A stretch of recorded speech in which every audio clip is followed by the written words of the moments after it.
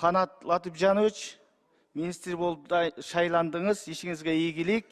Мындай жогорку ишеним менен 100% биздин парламентте болгон эмес, министрге макулдук берүү. Мына сизге өтө чоң ишенич, чоң аванс менен шайладык. Таза, жакшы, татыктуу иштеңиз.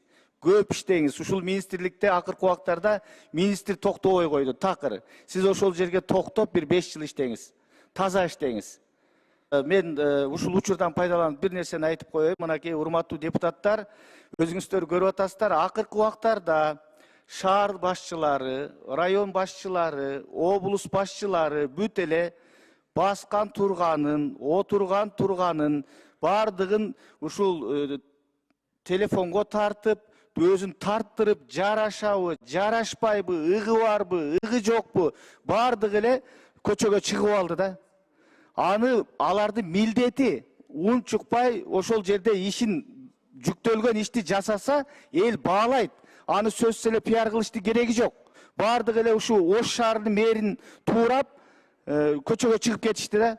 Эми Ош шаарынын мэри анын өзүнүн стили, методу экен, ага жарашып атат, ал кылып атат. Бирок башкаларга жарашпагандан кийин эмне кылат дейм да, жөн эле маскара болупчу. Ошон үчүн жөн эле өзүнүн аткаруу бийлигиндеги ишин аткарсын шаар башчылары, акимдер, губернаторлар. Токтоп койсоңар, жөн эле бир-эки мусорду бир таштандыны чыгарып атканды деле көрсөтүп, кыргыз элине жарыя кылып, ал түздөн түз сиздердин эмгек кыла турган ишиңер, эл баалайт силерди. Андыктан ушул телефон көтөрүп алып, ар бириңер бирден блогер, экиден блогер жалдап алганды токтоткула дагы өзүңөрдүн ишиңерди кылгыла. Туурабы, урматтуу депутаттар? Бул тескерисинче азыр элдин кыжырын кайнатып атат бардыгы. Ошон үчүн урматтуу министр, сиз дагы телефонго тартып бербей, кабинетте отуруп, жөн эле иштегиле.